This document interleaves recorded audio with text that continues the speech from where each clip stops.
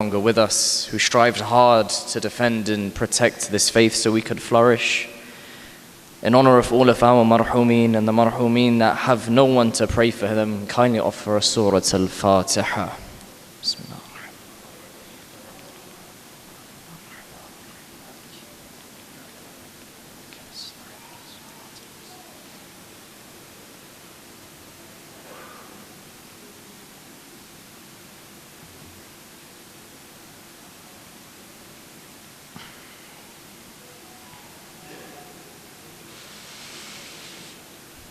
أعوذ بالله السميع العليم من الشيطان اللعين الرجيم. بسم الله الرحمن الرحيم.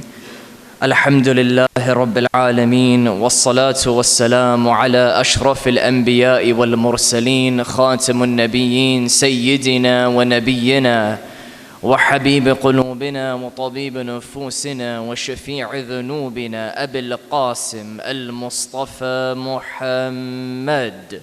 اللهم صل على محمد وعلى أهل بيته الطيبين الطاهرين المأسومين المذلومين، واللعنة الله على أعدائهم من الآن إلى قيام يوم الدين. وصلى الله عليك يا سيدي ويا مولاي يا لثارات الحسين، يا حجة الله يا ابن الحسن، يا صاحب العصر والزمان، صلوات. اللهم صل على محمد. As we said yesterday, it is important that we're not shy when it comes to the adab of Ahlul Bayt alayhim as-salam. And one of the things that we're told is to never be stingy when it comes to offering a salawat upon Muhammad and Ali Muhammad.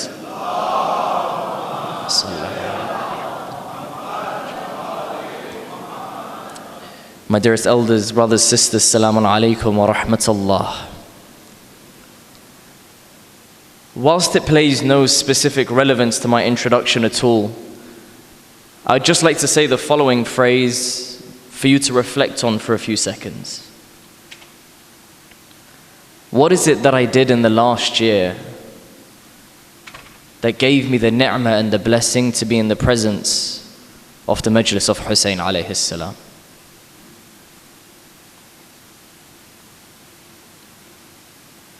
One of our teachers, whenever he starts his lessons, and he specializes in particular in Quran, in Nahj al-Balagha and Sahif al-Sajjadiyah, and let's say we're having a lesson on Nahj al-Balagha, he'll start the lesson always by saying, what an honor it is to be in the presence of the words of Amir al-Mu'mineen. Or in the case of Sahifa, what an honor it is to be in the presence of the words of Imam al-Sajjad. So I extend that, what an honor it is for us to be in the presence of the majlis of Sayyid al-Shuhada, Aba Abdullah al-Hussein alayhi salam. And for that reason I ask you to offer a salawat ala Muhammadin wa Ali Muhammad.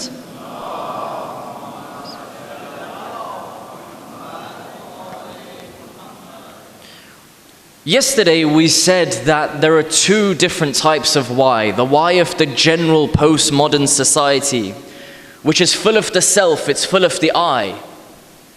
Yet the why of Islam is absolutely God-centric. It's entirely focused on Allah. And where society may go from one why to another why, to another why, to another why, which leads to so much corruption, frustration, anger, and issues in the world, if we had a society that was full of devout Muslims following the teachings of Ali Muhammad and focused on their why of qurbatan ilallah, we would see no corruption, no evils, no vice whatsoever. But the reality is that we're in the world of the postmodern society, where there are issues, where many of us are getting frustrated, where some of us are experiencing financial difficulties, personal difficulties, loneliness, depression, the list goes on. And in response to this, in the last 10 years, I would say, self-help books have come everywhere. And I have a particular bone to play with some self-help books. Whilst they can help, as per the name, if they couldn't then they wouldn't sell, I have one thing for you to reflect on. A lot of them focus on trying to find yourself. on lifting yourself out of a tough situation, on spirituality. Spirituality, spirit. They've got a word for it, spirit. We call it nafs. We have a word for spirit, ruh, but we actually have a word for what they call spirituality, which is nafs. It's different. It's the soul. How can a creation be able to discuss something it didn't create? How can an author discuss the soul without any understanding of who created the soul? Yes, they may be telling you it's amazing to make sure that you're loving and you're caring and you're full of morals. I don't deny that that part of it is good. My question is just this: how can they discuss the soul when they don't know the creator of the soul and the reason why the creator of the soul created the soul in the first place? All of these, or the majority of these books, they look at life through one lens, and that is be good, be nice, be moral, be virtuous, be positive. Good. But where is the line of that positivity? Where is the line of that morality? Because they'll say if someone loves another, the same gender, love, be positive. They don't draw a line between right and wrong. And this is why the why that we discussed yesterday was so critical. Allah draws a line for us. He knows genuinely what is good for you and what is good for society, what is bad for you and what is bad for society. So this evening, I want us to just have a look at Islam's version of self-help. And unsurprisingly, it is focused on sincerity. Sincerity, sincerity. Exactly what we discussed yesterday. So we'll start by looking at some foundational causes that you need to build and find this sincerity. And then we'll go on to look at what can I practically do to embed some of this sincerity, to build, to try and become a truly sincere individual. And we'll conclude on a vital point. Why is it we spent 2 nights on sincerity? It's too boring, I need something else. You'll realize just how vital and key this is for anything you do in your life. In fact, I'll rephrase, if it was not for this, you would not even exist. If you'd like to go on this journey together, kindly offer salawat ala Muhammadin wa ali Muhammad. Salah ala Muhammadin wa ali. So I hope we now will say, yes, I would like to be a sincere individual. How can I get there? There are some foundational causes that Ayatollah Muhammad Baqir Tahriri mentions in his book, in the commentary of Risalatul Huquq. And before mentioning these foundations, he gives a slight important introduction, which is this: that all states and attributes of the soul arise from intellectual factors and other states of the soul. What does that mean? This environment that you put your soul in will dictate the kind of soul that it will become. When certain factors are present, your soul will work in a certain way. And when other factors are present, your soul will work in another. For example, on the night of Qadr, when you've been fasting for 19, 20, 30, 25 days, and you're thinking it's A'mal night, I need to be asking for forgiveness. Would you rather be sat with silence, no book, no dua, nothing that you can refer to? Or could it be beneficial to have the words of Ahlul Bayt being recited about forgiveness from a beautiful, melodious, yet sincere and weeping voice, whilst you read the translation if you don't understand Arabic? Naturally, there's a time and place for that solitude, but there's absolutely time and place for these words of Ahlul Bayt to ring through your ears and to impact your soul in a certain direction. So what factors do we need? What kind of environments do we need in order for our soul to create and begin this journey of sincerity? The first one that we need, before anything else, that is absolutely preliminary, is a genuine desire to want that sincerity. If your desire to want something is weak, it's going to be tough to go and chase it, because you will face hurdles along the way. So what can be a nice motivating factor that makes us go, you know what, I want this sincerity. I really have desire for this sincerity. We'll take the words of the Holy Prophet where he quotes Allah subhanahu wa ta'ala. The Holy Prophet's reported to have said, Allah Azza wa Jal has said, I do not watch over the heart of a servant and see that he's inclined to perform my obedience with sincerity, and so that he acquires my pleasure, except that I then take his or her affairs into my hands, manage them, and make that person reach their purpose. If you want to create a yearning, a desire to become sincere, Allah's telling you, if I see that you are sincere and you're doing your best and you're trying to come towards me, I'm going to take your affairs into my own hands and ensure that you'll be successful. What an opportunity to have the Creator take control of your affairs, to look after you, only if he just sees that you're trying the best in your best of capability. Not, this is what I'm comfortable with. No personal trainer said, are you comfortable?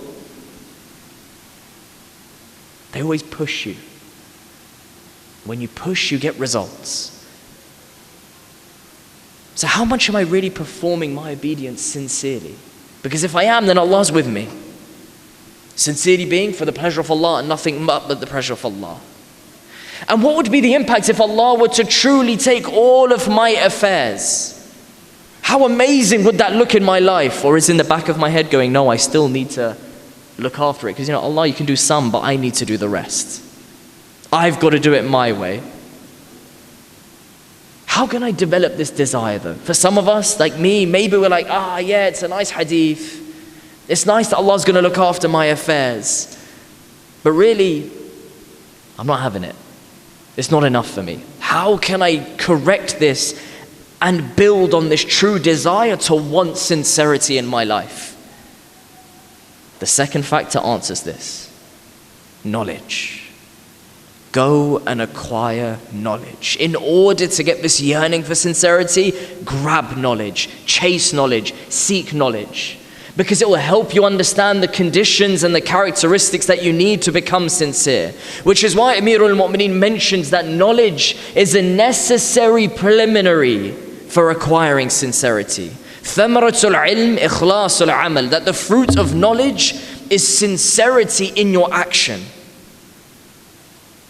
So then the question has to be asked again. In the last year, since we sat here, and we mentioned together that I need to go and seek knowledge about this faith, about Allah subhanahu wa ta'ala, to increase my ma'rifah of Him in the last 300 odd days that Allah has gifted me. How much knowledge have I sought about this faith? And we spoke in the very last lecture last year that there's a difference between seeking knowledge and consuming knowledge. Consuming is passive, seeking is active. How many times did I get in a car and drive somewhere to seek knowledge? How many times did I put down my phone to pick up a book and to dedicate my time to knowledge? Because so many times we find ourselves in that situation of like, things are just too tough. Things are just too tough. I'm struggling to get myself out of this rut. And we look for a quick answer. And Amazon posts the self-help book. Here, I'm here. 5 million copies. Do you want 5 million and one? Because it will make me another cash. Yet Islam has been telling you, come to this knowledge. Come to the infinite knowledge. Come to the knowledge that if Allah sees you sincerely pursuing it, He's going to take your affairs into His own hands. And He's going to look after you, and He's going to nurture you, and He's going to make it the best situation for you. No. I'd rather go to the atheist who has a nice book and a nice cover. Why have we fallen for the trap? Why am I stagnant when it comes to trying to seek knowledge of Allah subhanahu wa ta'ala? And it's a question for the community. Fine, many of us may have madrasas set up that take children from the age of 5 to 10, maybe 12, maybe 15. And then at the end of 15 years old, we're like, okay, young son, young daughter, you're ready for the world. And the person that said it was like, I had a tough time in my 20s, in my 30s, in my 40s, in my 50s, and my 60s. Yet I'm thinking that a 15-year-old man or woman is now set, ready for the world, and doesn't need any more knowledge from the madrasa. Where's the logic gone? Would you ever join a company that says there's no training, just doing? In any job, be you a technician, to an accountant, You need training. Ongoing. As a medic, they're forcing you to study more and more and more and more. Why? Because things change. The diagnosis of cancer becomes more complicated in some cases. COVID comes out, they need to do something about it. A new respiratory disease comes out, they need to do something about it. Do we suddenly think that the world is just stagnant and exactly as per the teachings that we had up until we were 15 years old, let alone at the fact whether I was even concentrating when I was 15 or not? Knowledge stops. We as a community, why have we stopped investing in this? Post 15, up to 50, up to 100. I had a really interesting experience when I was in Dubai in Shahr Ramadan. And I came across a beautiful family. And they invited me home one night after the lecture. Very simple, but very loving family. And I was trying to think, what is it about this family that's making them so sincere in everything that they're doing?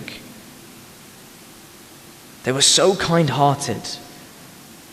The way that the children would look to their parents and the way that the parents would look to their children, I was like, this should be the norm, but it really is just the exception. I was wondering, what is it about this family? And I saw something very specific in their living room. And then I asked them. And it was a huge bookshelf. I was like, why all these books? They're like, that's not even all of them. And they did something fantastic for their youngest child. So there was one in about their mid-20s, one in their late teens, and then one who was a lot younger. And on the coffee table, in the living room, they'd covered it, not with a beautiful covering that the moment you see your son get a pen out and scribble on it, you go crazy like I do at home, but rather with a massive piece of paper. And there was drawings all over it. I was like, what's that about?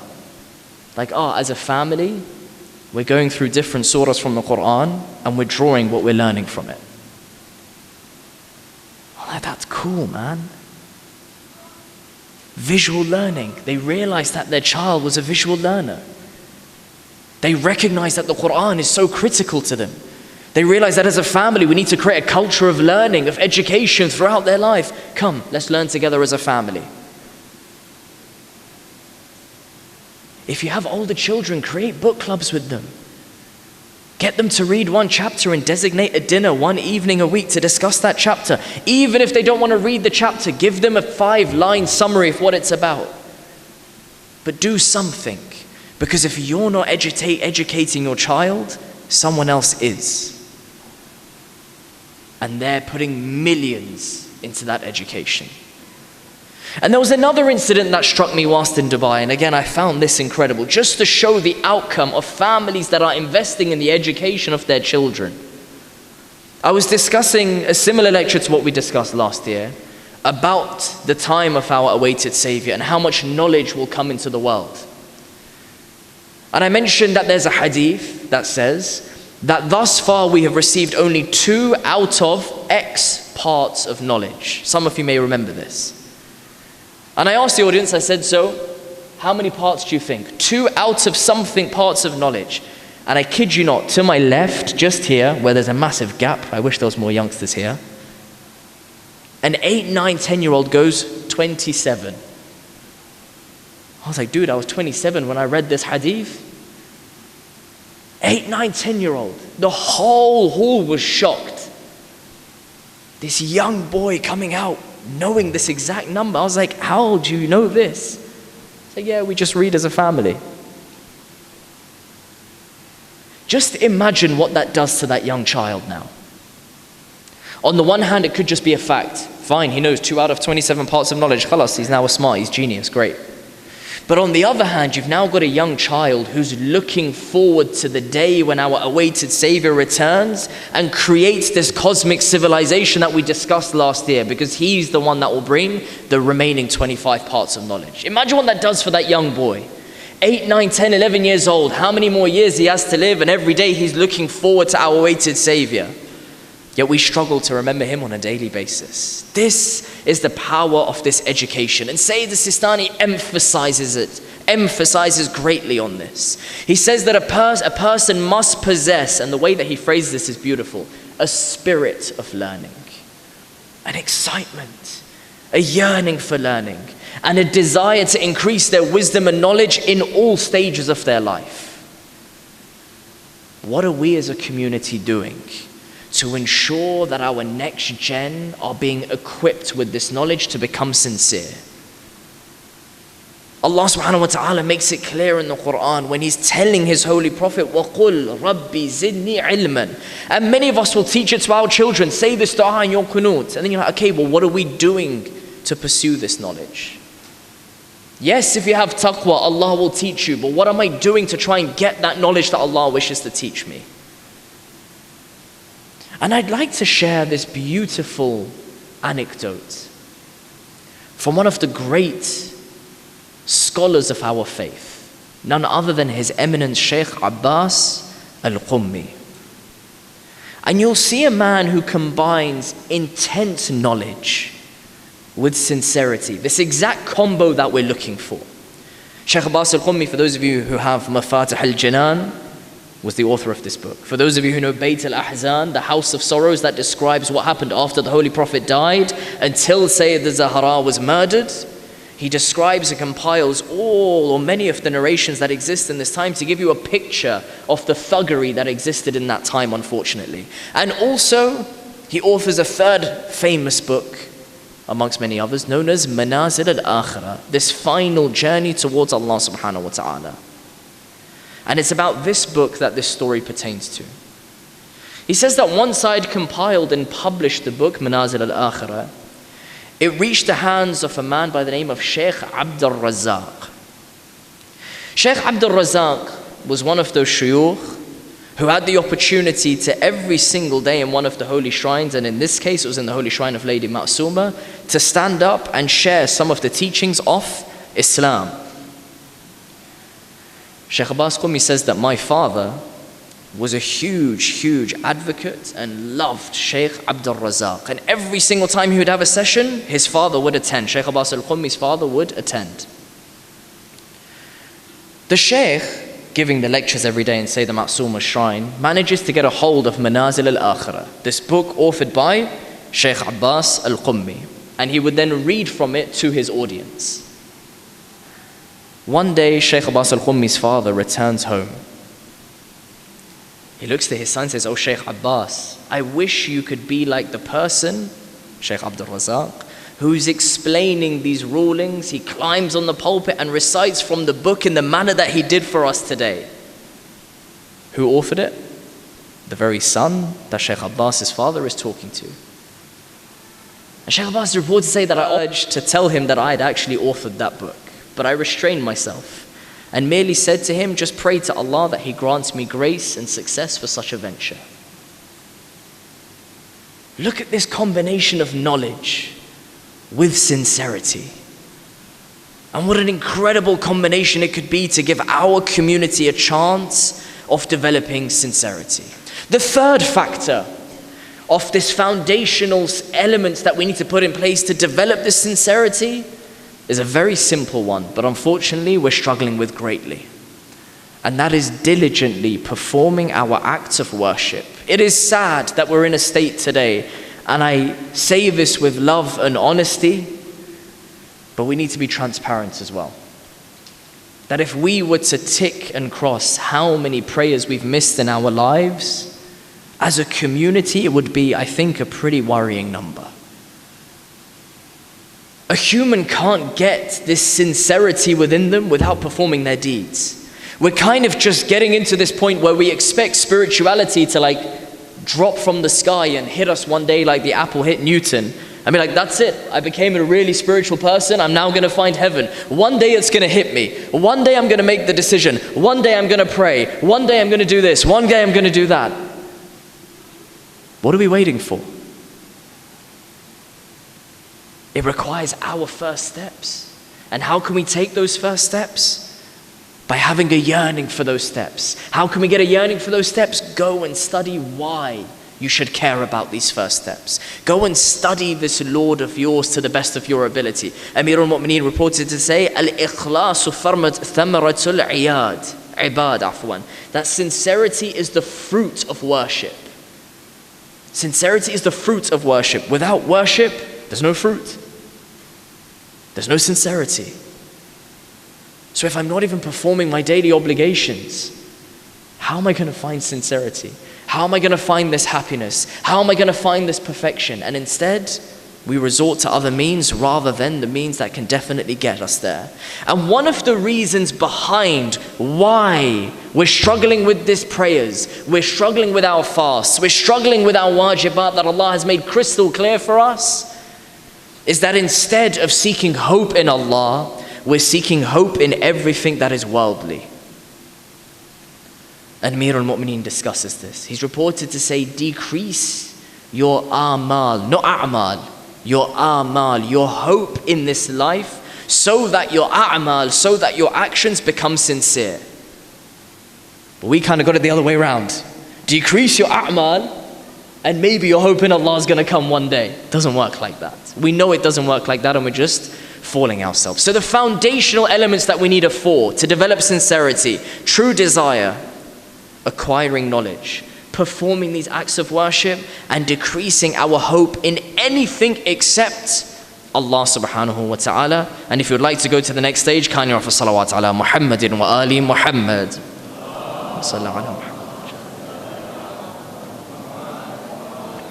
So the foundations are in place. Got it. Now what steps can I take?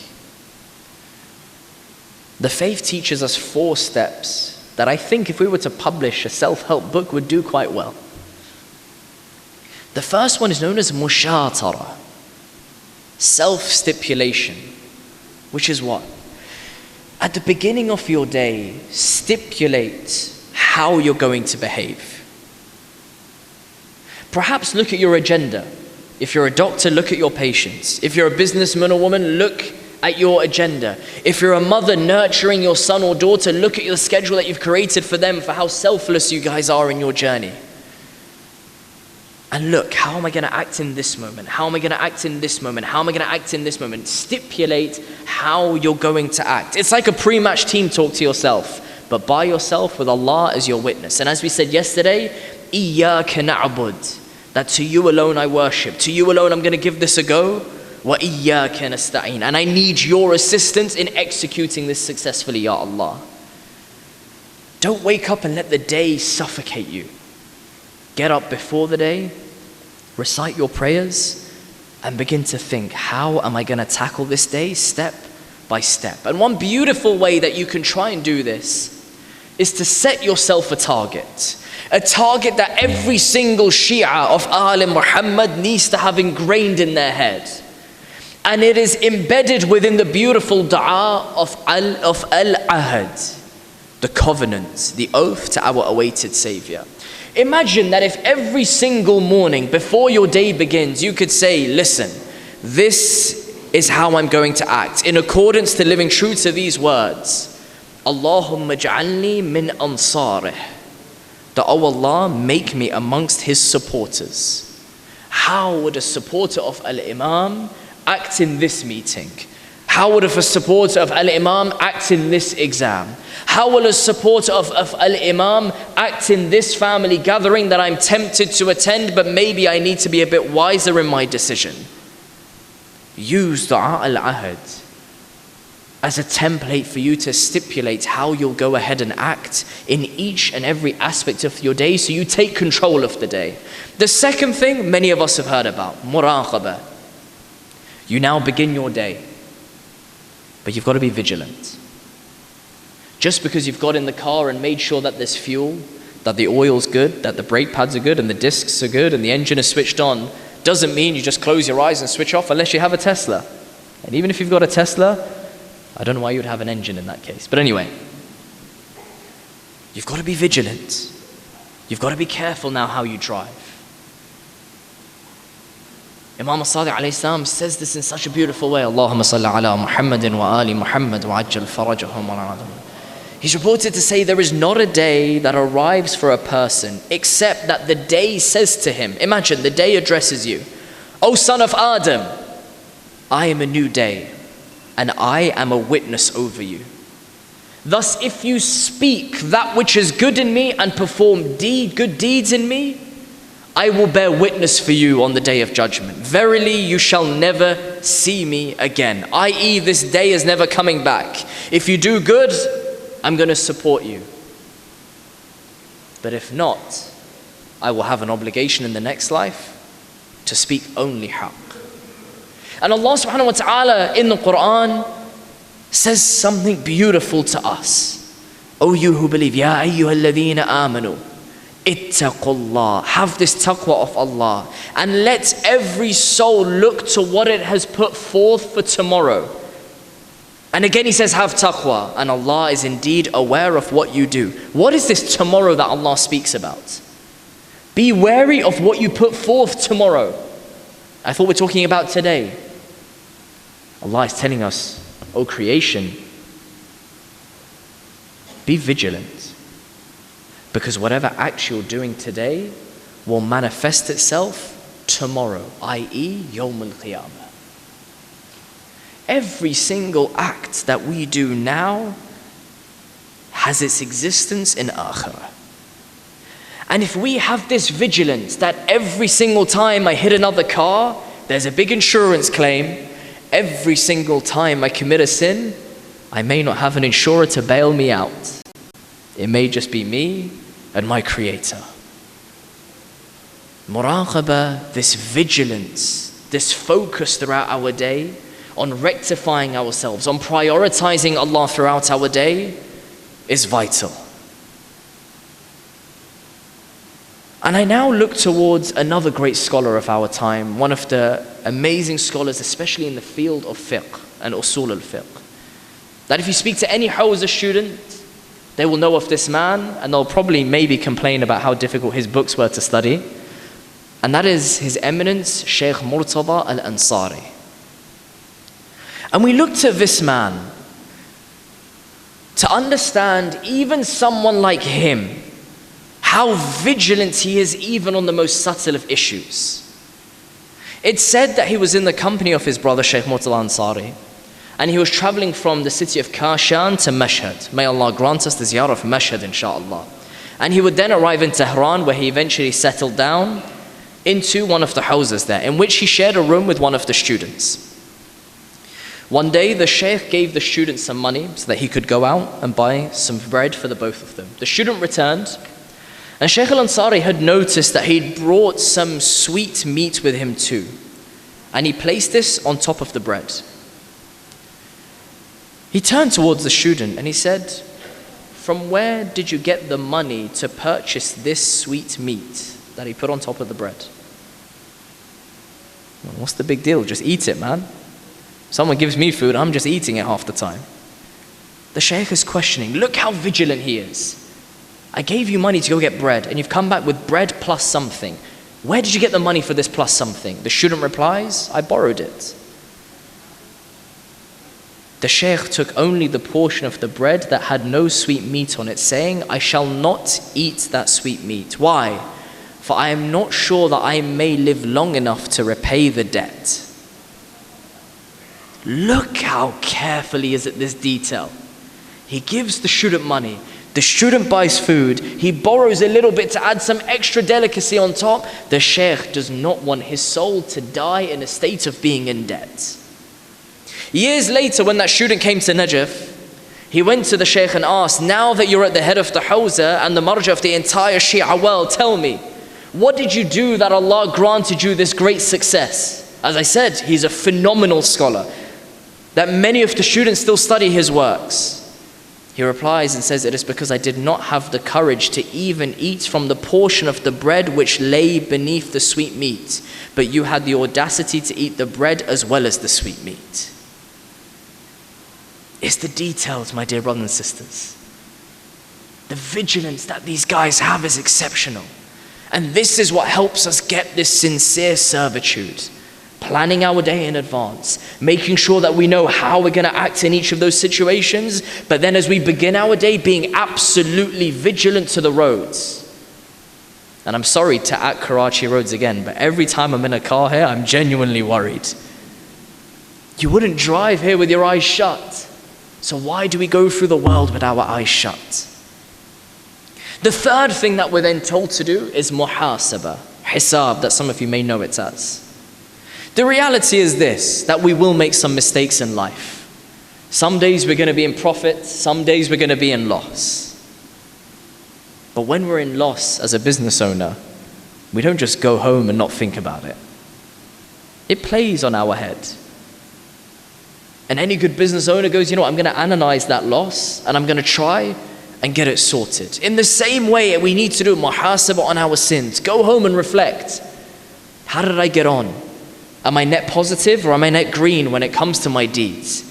Amir al-Mu'mineen gives us a very nice framework on how to do this. He's reported to say, "Man hasaba nafsahu," one who takes account of his soul, waqafa ala uyubih, and becomes aware of his defects, wa ahata bidhunubih, and thoroughly grasps his sins, wastaqala dhunuba afwan, and thoroughly grasps his sins, wa aslaha uyubih, and as a result seeks forgiveness for his sins, and then rectifies the defects.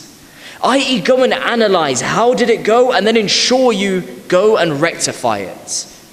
And as you know, as business owners, when you analyze your loss and you find the root cause, it's going to pull you towards an action.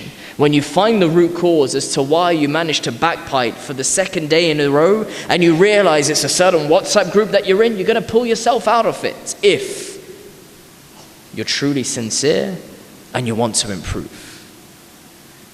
Again, Amir al-Mu'mineen reported to say, it is incumbent on an intelligent person that he lists his evil traits pertaining to religion, belief, akhlaq, and etiquette, and records them either in his heart or within a book, and then strives to eliminate them. Here again is my issue with solely relying on self-help books. Yes, self-help books will say, write a journal.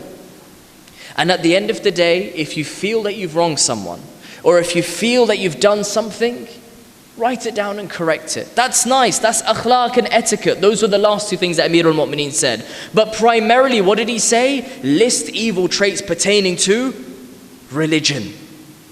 And then belief.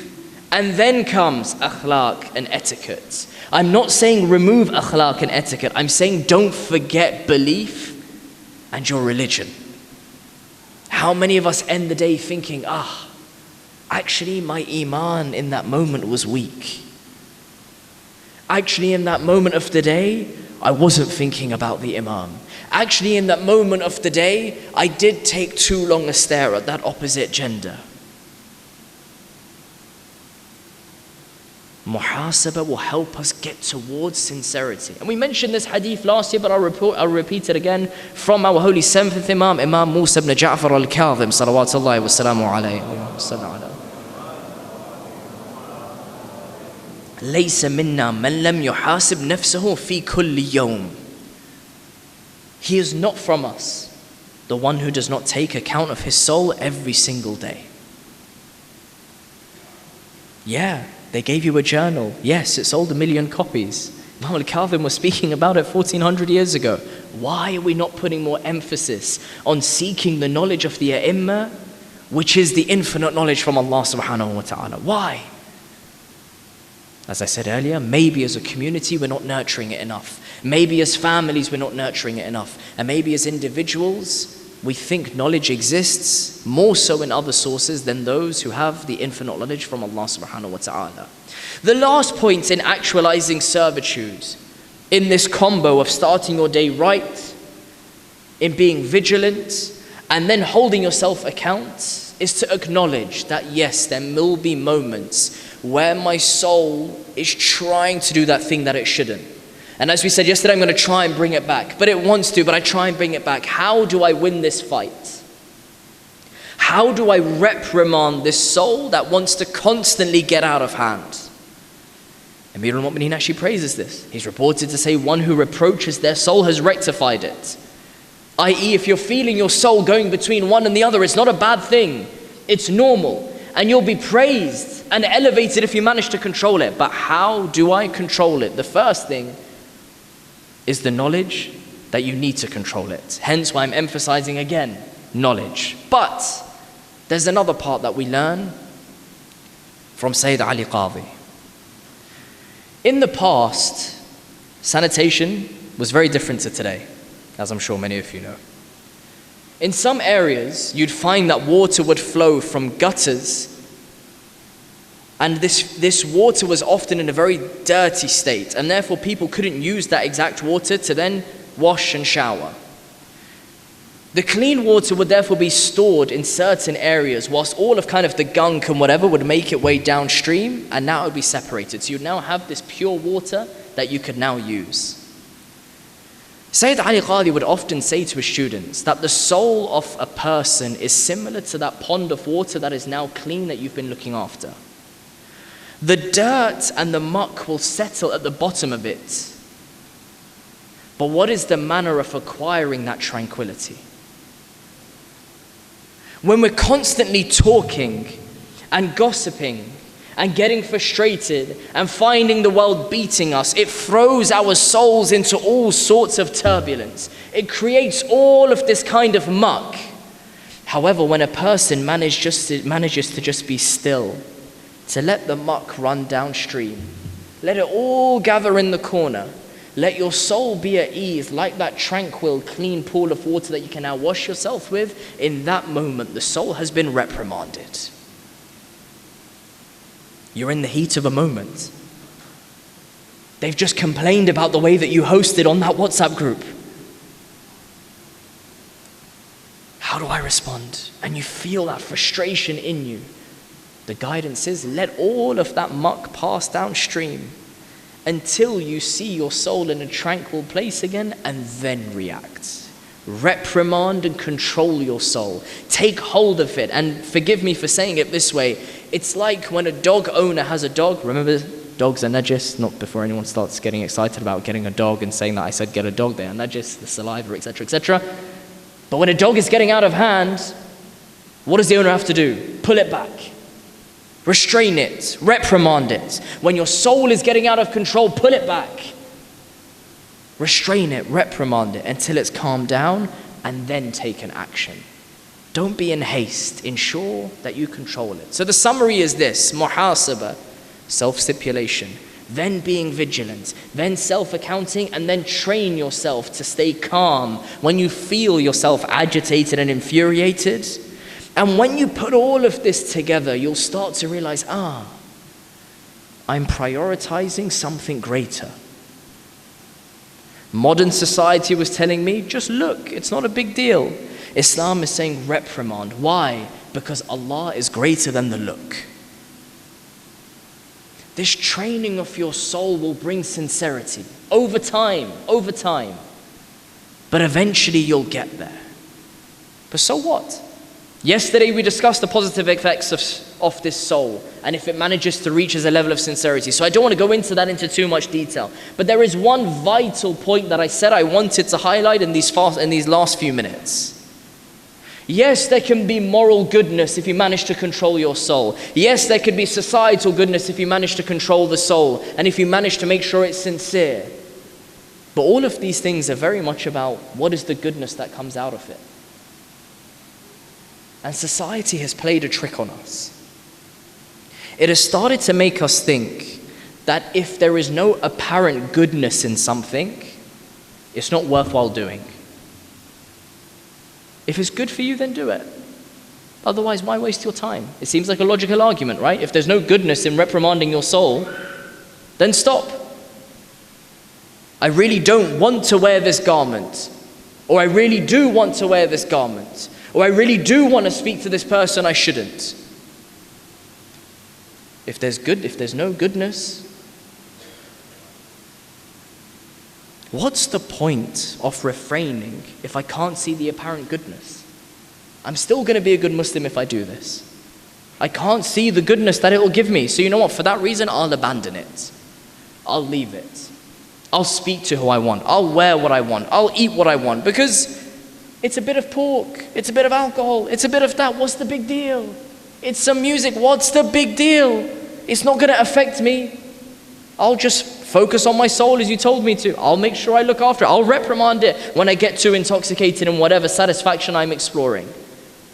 Society has played a trick. What is this trick? It's told us that if there's no goodness, then don't bother. what is the entire point of Islam when it comes to sincerity? Just a quick show of hands. How many of you have heard of Risalatul Huquq? Don't be shy, put your hands up. Okay, one Shia in the room has heard of Risalatul Huquq. Please, I'm asking you, how many have heard of Risalatul Huquq? Imam Sajjad's Treatise of Rights, where he talks about the right of, someone give me an example? The mother, the parents, the right of the child, the right of the teacher. Can anyone tell me what the first right in this book is?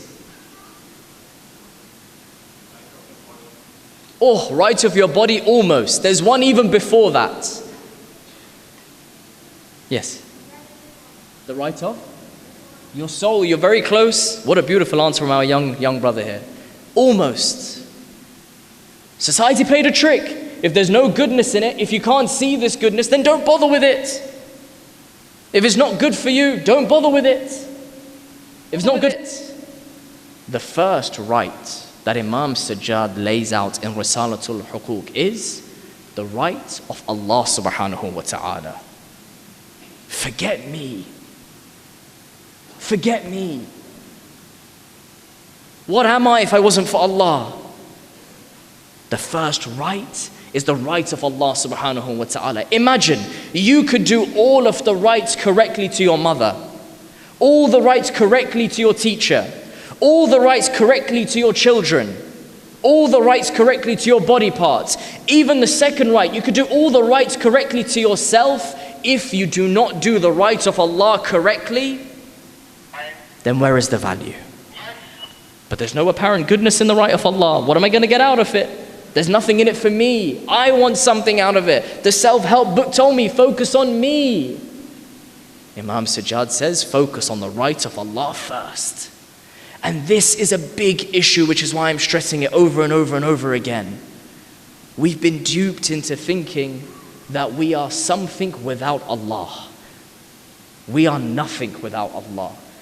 Imam al-Hussein is nothing without Allah. Rasulullah is nothing without Allah. But society doesn't want us to think that we are nothing without a creator, because it wants to deny the existence of a creator. What does Imam al-Sajjad say in this Risalatul Huquq? The very first line. فَأَمَّا حَقُّ اللَّهِ. And as for the great right of Allah, فَأَمَّا حَقُّ اللَّهِ الْأَكْبَرِ فَإِنَّكَ تَعْبُدُهُ لَا تُشْرِكُ بِهِ شَيْئًا. As for the great right of Allah, it is that you worship Him without associating anything with Him.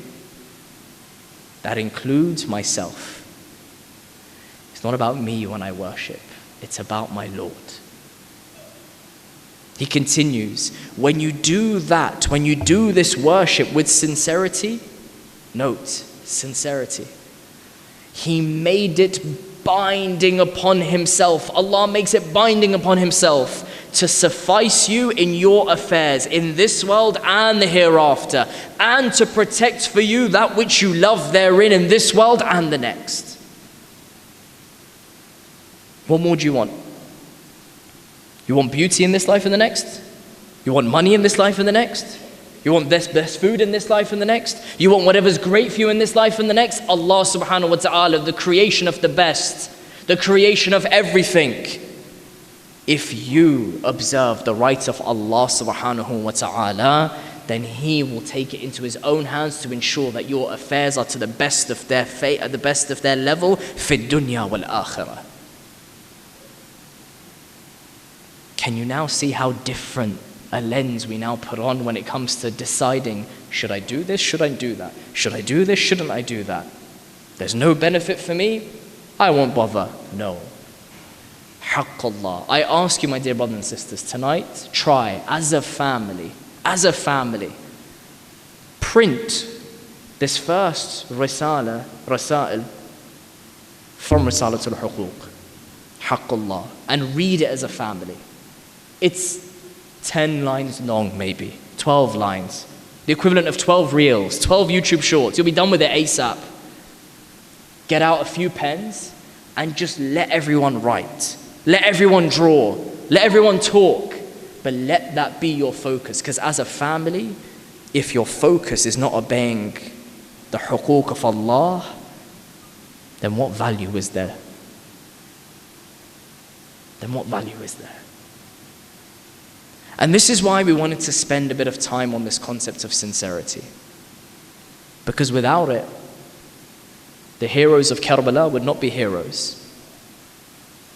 They would have gone to that battlefield, seen what happened to the guy before them and been like, nope, there's nothing good there for me, I'm out. They worked on themselves. Ikhlas, ikhlas, ikhlas. No pretentiousness, nothing for this world, solely for Allah subhanahu wa ta'ala.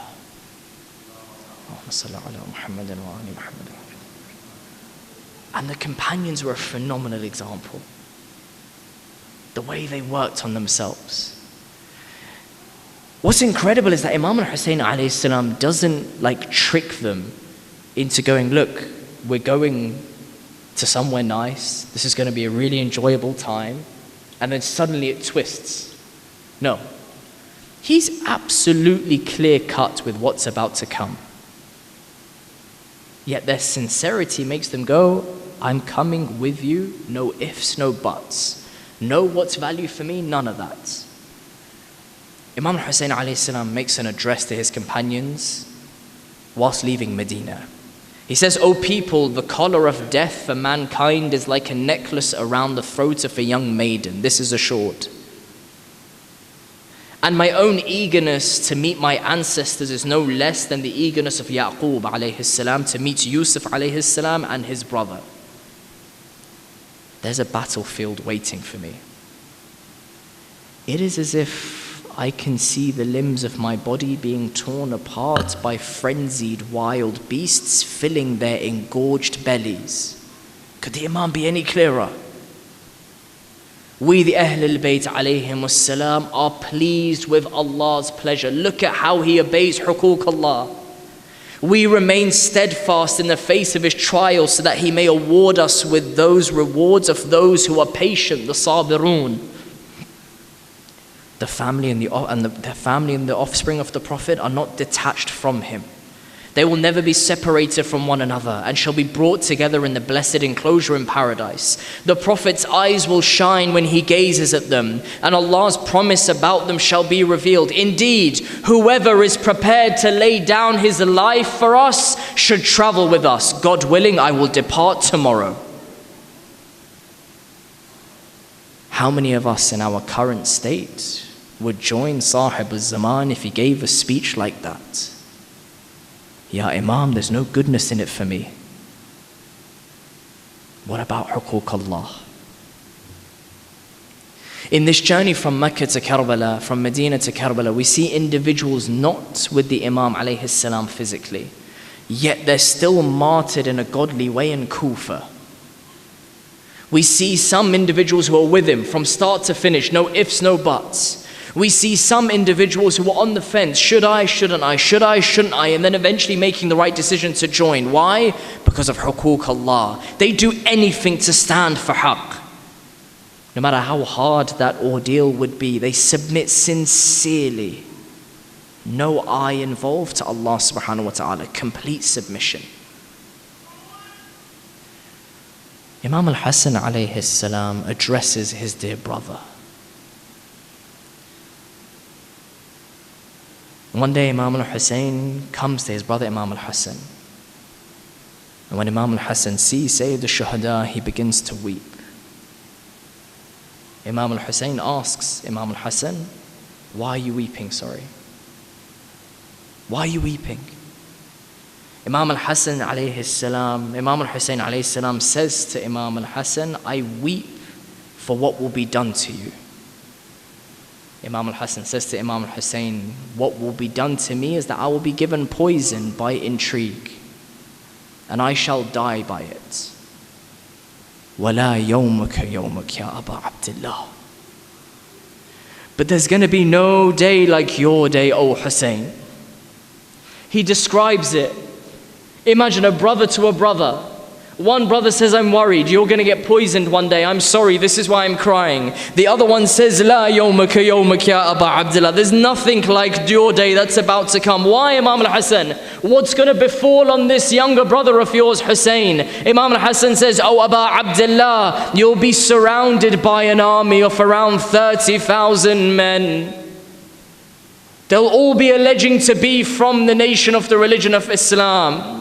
What will they do to you? They shall assemble to kill you, and they shall spill your blood to violate the religion of Islam. They'll violate your sanctity to take your women and your children captives. They'll try and seize your property. That is when the la'an of Allah will descend on Bani Umayyah, and ash and blood shall rain from the skies. Every creature shall weep over you, even the wild beasts in the plains and the fishes in the sea. We learn from Salama that the Prophet would come to a dear soul that many of us are named after or have named our daughters after. Salama alayha salam would come towards. She would share this hadith that the Prophet would look towards Fatima alayha salam. The Prophet would inform Sayyidah Zahra about the killing of Al-Husayn. And as any mother would, she would begin to weep. Imagine mothers. Someone comes to you, your father comes to you and lets you know that your dear son is going to be killed one day. You're obviously going to cry. Rasulullah says, Oh Fatima, be patient and accepting. Look at her reply. Look at this observance of sincerity. She says, I shall be patient and accepting, O Rasulullah. But look at the innocence of Fatima. A mother would then ask some details. She would ask, O Rasulullah, where shall he be killed? يقتلون بأرض يقال لها كربلاء.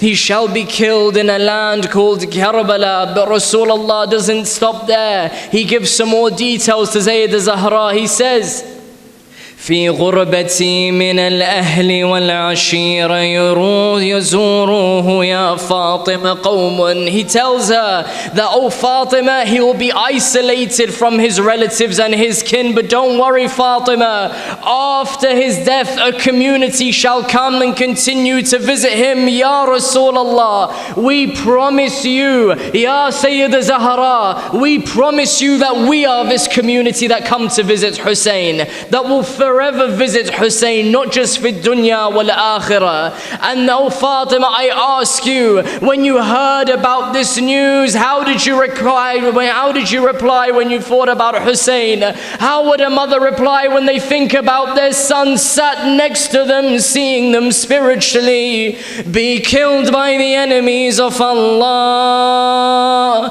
Oh Fatima, how are you in the heavens looking towards Karbala? Oh mothers, how quickly you would stop any harm befalling your son. Yet here lies Hussein.